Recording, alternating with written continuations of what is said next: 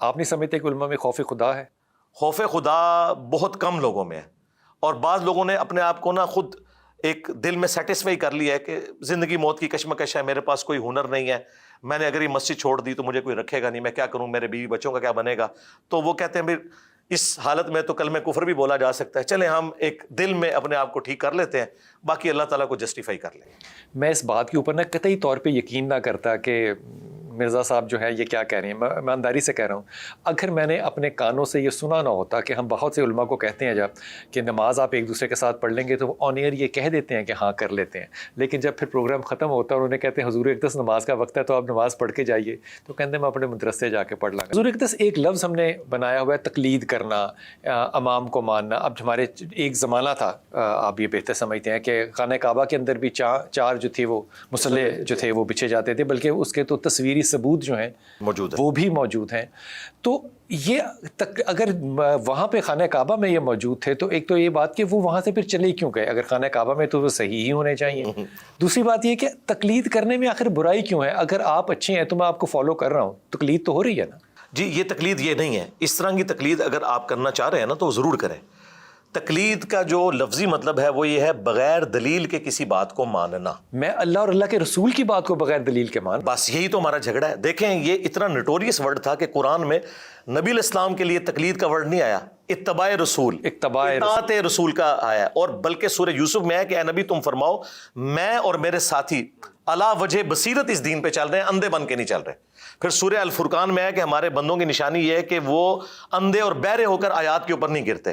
قرآن تو تقلید کے خلاف ہے، تقلید کو توڑنے آیا ہے. تقلید نٹوریس ورڈ ہے، اس میں اماموں کا کوئی قصور نہیں. امام مالک، امام شافعی، احمد بن حنبل، امام حنیفہ، چاروں کے اقوال شاہ ولی اللہ دہلوی نے حجت اللہ البالغہ میں نقل کیے ہیں کہ وہ کہتے ہیں کہ کسی مفتی کے اوپر یہ حلال ہی نہیں ہے کہ ہمارا فتویٰ بغیر دلیل کے آگے کوٹ کرے قرآن و سنت کے، اور اگر ہماری کوئی بات قرآن و سنت کے خلاف ہو اسے دیوار پہ دے مارو.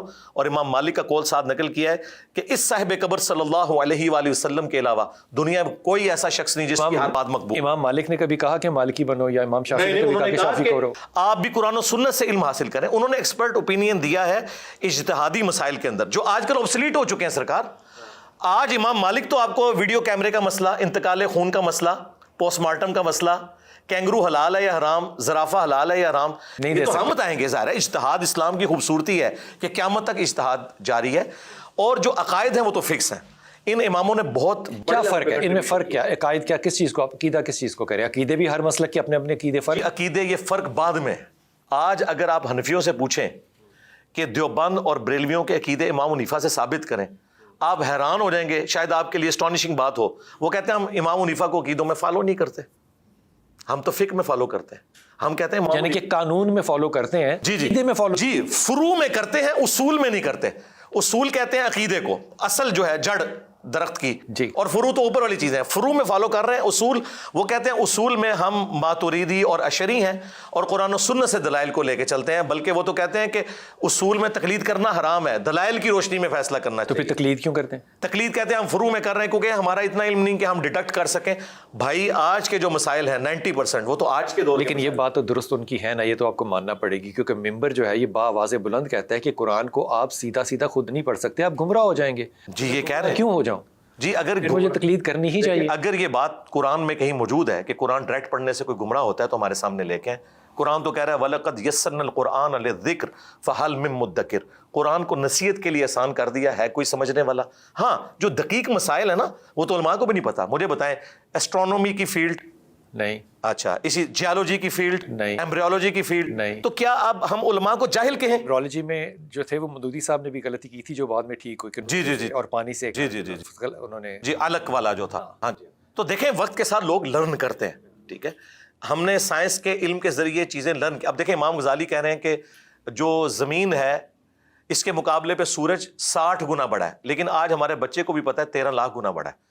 اس زمانے میں لوگوں کو اتنا آئیڈیا نہیں تھا. وقت کے ساتھ ساتھ چیزیں، لیکن یہ یاد رکھیے گا جو عقائد اور نظریات ہیں نا وہ فکس ہیں. وہ صحابہ اور تابعین کے دور میں جو ہمارے پاس نالج موجود ہے کتاب و سنت، اس کی مثال دیجیے گا. مثلا کون سے عقیدے فکس ہیں؟ مثلا سب سے بڑا عقیدہ توحید، اللہ تعالیٰ کو ایک ماننا, اللہ کا کوئی بیٹا نہیں, اس کا کوئی شریک نہیں, ہمارا راز کسی کو جنا, کچھ وہی ہے, زندگی موت کا مالک وہ ہے, یہ فکس ہے. اچھا, اس کے بعد رسول اللہ صلی اللہ علیہ وآلہ وسلم اللہ کی طرف سے پیغمبر بن کے آئے, اور وہ آخری پیغمبر ہیں, ان پہ قرآن نازل ہوا, اور انہوں نے ایمانداری سے اللہ کا پیغام ہم تک پہنچا دیا. اور اس میں انہوں نے جو ہمارے اوپر مشروع چیزیں فرمائی فرض کے طور پر, وہ روزانہ 24 گھنٹے میں 5 نمازیں ہیں, اور ان کی رکھتے بھی ایون ایگریڈ اپان ہے سنی شیعہ میں, 2 فجر کی, 4 ظہر, 4 عصر, 3 مغرب, 4, کوئی اختلاف ابھی تک نہیں, کوئی اختلاف نہیں, سب نے قبلہ رخ ہو کے نماز پڑھنی ہے. حج اور عمرے کے لیے خانہ کعبہ جانا ہے, یہ نہیں ہوتا کہ شیعہ جو ہیں وہ نجف شریف چلے جائیں اور سنی جو ہیں وہ اجمیر شریف یا بغداد شریف یا دیوبند شریف, بریلی شریف چلے جائیں. دیکھیں وہیں جاتے ہیں, اور یہاں پہ ان بزرگوں کے اتنے ماننے ہونے کے باوجود, اتنے ان کے ساتھ اٹیچ ہونے کے باوجود نماز قبلہ رخ پڑھتے ہیں. نمازیں 5 ہی ہیں, اور اس کی بیسک سٹرکچر بھی ایک ہے, پہلے قیام, ہر رکعت میں 1 رکوع, رکوع کے بعد سیدھا کھڑا ہونا, 2 رکعتوں کے بعد بیٹھنا, 4 کے بعد سلام پھیرنا, یہ بھی فکس ہے. تو پھر تقلید کہاں سے شروع ہوتی ہے؟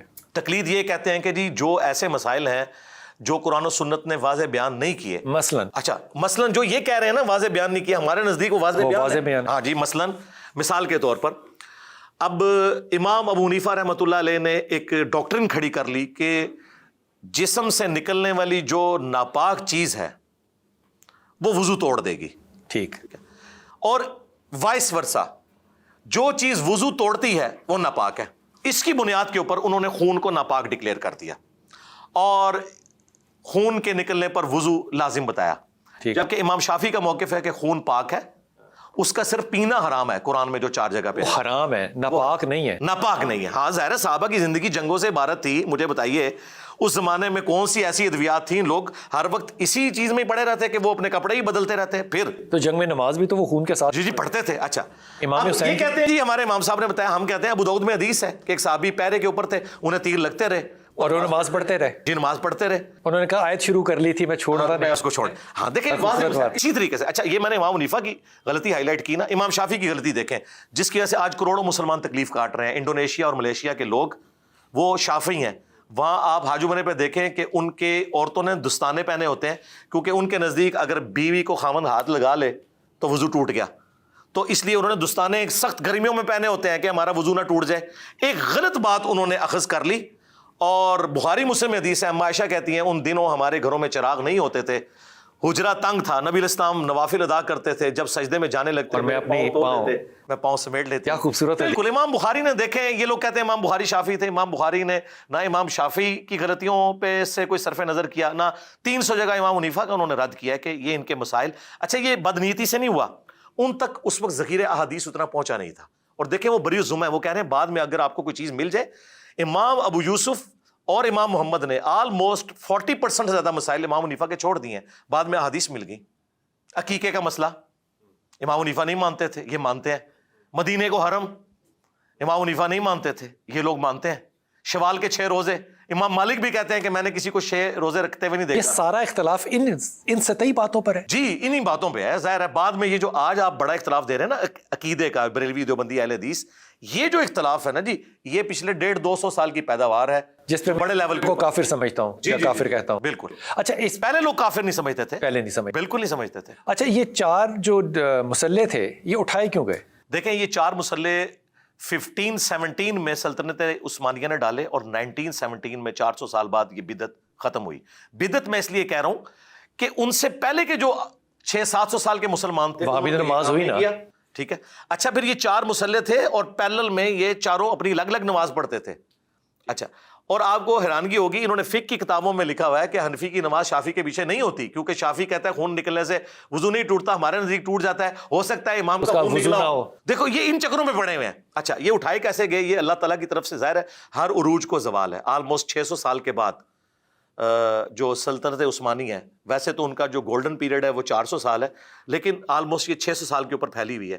ان کی کمر ٹوٹی جب انہوں نے فرسٹ ورلڈ وار میں ساتھ دیا جرمنی کا, اور یہ جنگ ہار گئے. پھر ان کی گریپ ہو گئی کمزور, اور اس کے ٹکڑے ہو گئے. انہی ٹکڑوں میں ظاہر ہے پھر سعودیہ کے جو لوگ تھے, عرب لوگ, وہ پہلے بھی کچھ بغاوتیں کر چکے تھے حکومت کے خلاف, لیکن کامیاب نہیں ہوئی.